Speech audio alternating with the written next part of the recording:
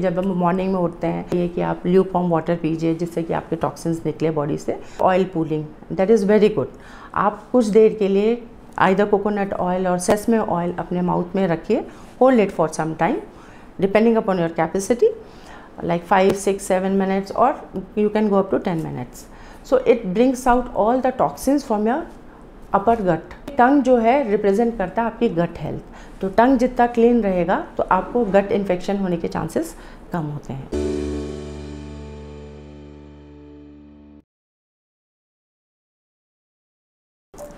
Hello, I am Dr. Smita Dikshit. I am an Ayurvedic consultant at Maharshi Ayurveda Hospital, Shalimar Bagh.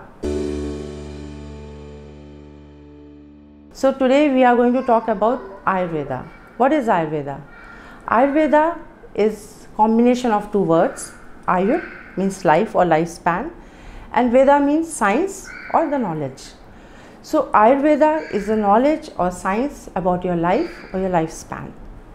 As we know, our body is made up of 5 elements: Prithvi, Jal, Agni, Vayu and Akash.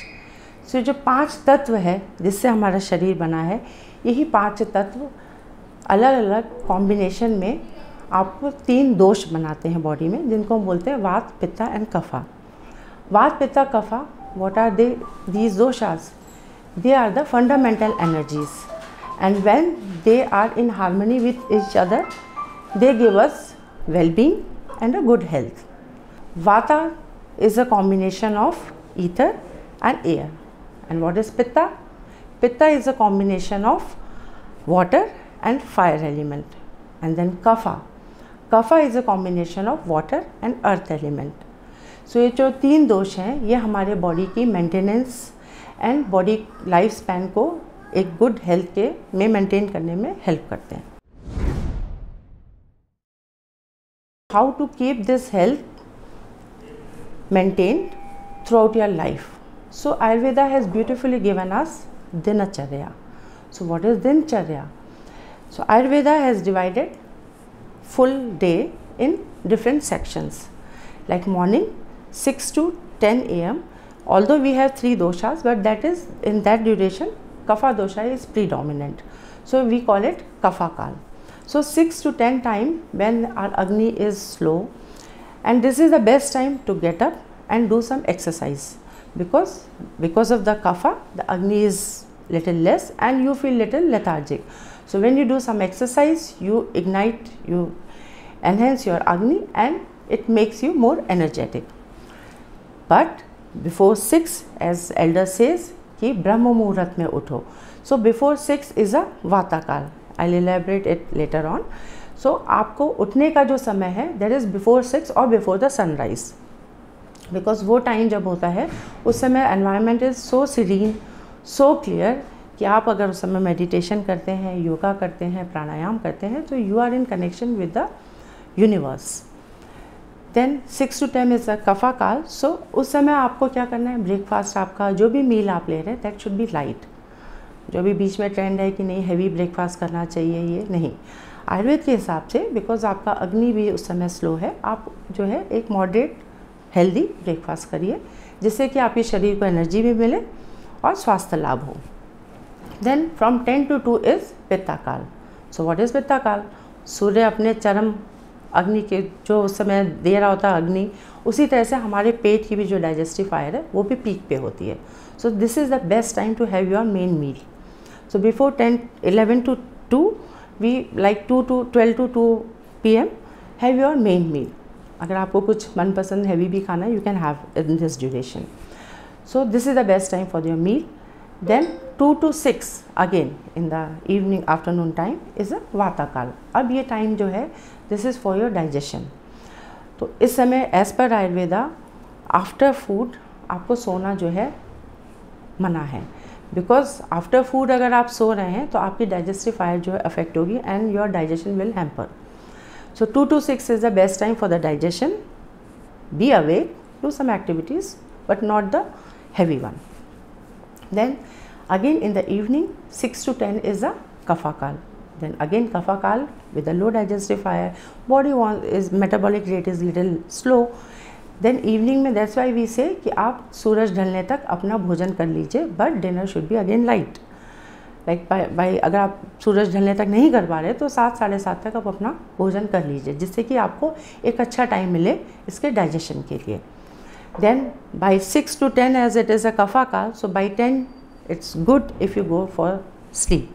तो you have to be bed by 10 o'clock so that is kapha काल में आपकी जो है sleep cycle start हो जाए। Because after 10, 11 to 2 is a pitta kaal. तो अगर आप रात में जग रहे हैं after 11, so you are affecting your pitta and you are imbalancing your pitta. तो क्या होगा, एसिडिटी, इंडाइजेशन, एंड वो जो बैलेंस हमारा वात पित्त कफ का था, इट स्टार्ट डिसबैलेंस होना शुरू हो जाएगा। तो 11 से 2 का टाइम जो है पित्ता काल है। अगर आप भोजन कर चुके हैं 7 साढ़े 7 तक, तो 11 से 2 में आपका जो पित्ता है इट्स वेरी बेनिफिशियल, बिकॉज ये आपको फूड को भी डाइजेस्ट करेगा, प्लस आपकी बॉडी में जो टॉक्सिन्स बने through day, this is the best time where the pitta digest your toxins.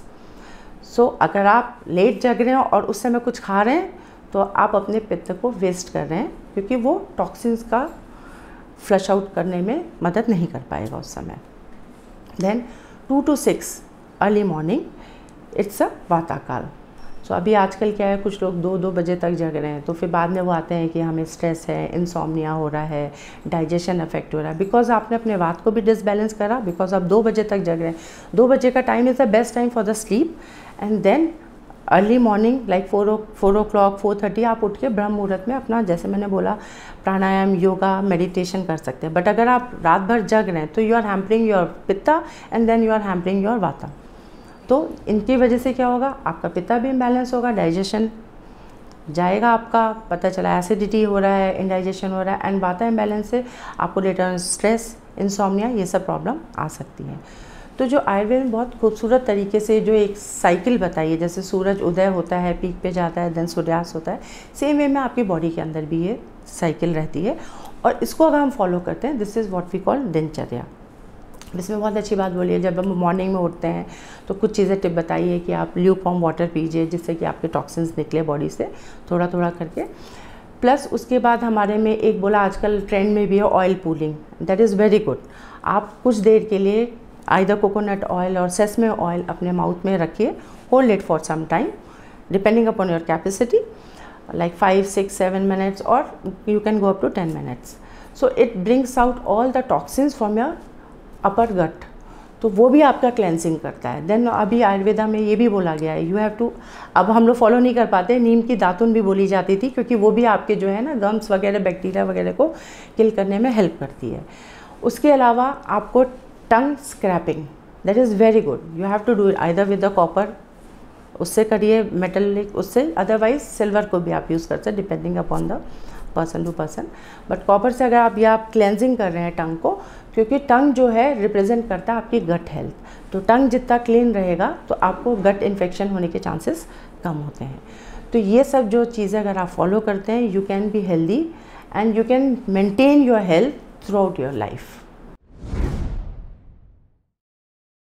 अब देखिए, जैसे मैंने बोला, अगर आप रात में देर जग रहे हैं, आपको स्ट्रेस है, ये है, तो उसके लिए पहला क्या रहेगा, हम आपको मेडिटेशन सेशंस भी बताते हैं। वी हैव ट्रांसेंडेंटल मेडिटेशन, जो कि हेल्प करता है आपकी वाता को बैलेंस करने में।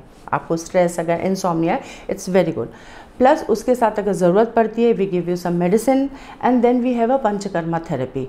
तो ये जो supportive therapies along with your lifestyle, वो भी आपको बताया जाएगा कि भाई ठीक है, आपने ये चीज़ें नहीं फॉलो करी, इसकी वजह से आपको ये इश्यूज़ आ रहे हैं। So we can give support with our medicine और with a panchakarma therapy, because panchakarma therapy आपको एक तरह से पूरे बॉडी को डिटॉक्सिफाई करता है and it brings the balance between the वाता, पित्ता एंड कफा। आयुर्वेदा का जो ब्यूटी जो है आयुर्वेदा की, ये आपको it removes the disease from the base, from the root. तो जो हमारी जो हर्ब्स है ना, they also have intelligence, they know how to act in your body. And जैसे मैंने आपको बताया, बॉडी भी 5 तत्वों की बनी है। We are taking herb, that is also is a form of panch tatva से बना है। तो हमारी बॉडी में जब दे आर नेचुरल, तो वो बॉडी में जिस तरह से एब्जॉर्ब करके वो बॉडी में रिएक्ट करती हैं।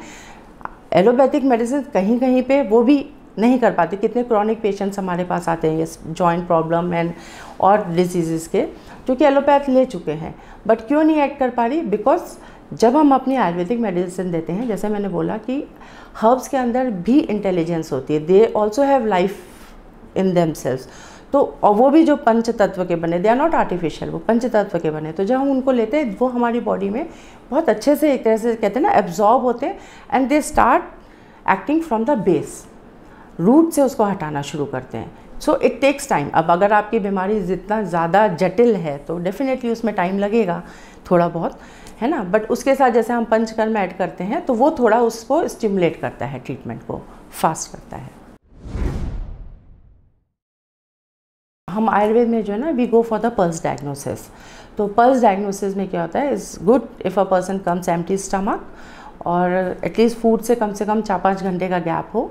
So we check the pulse, ladies का we do on the left hand, gents का we do on the right hand for the basic pulse. तो उसमें हम लोग चेक करते हैं कि वाता पित्ता कफा कौन सा दोष इम्बैलेंस है। उसमें भी फर्दर हम लोग के आयुर्वेद में क्या सब डिविजन्स हैं, इवन ऑर्गन्स वगैरह भी हम उसमें आइडेंटिफाई कर सकते हैं कि कौन सा ऑर्गन कहाँ पे डिफॉर्म्ड है, क्या चीज़ें अफेक्ट हो रही हैं बॉडी में।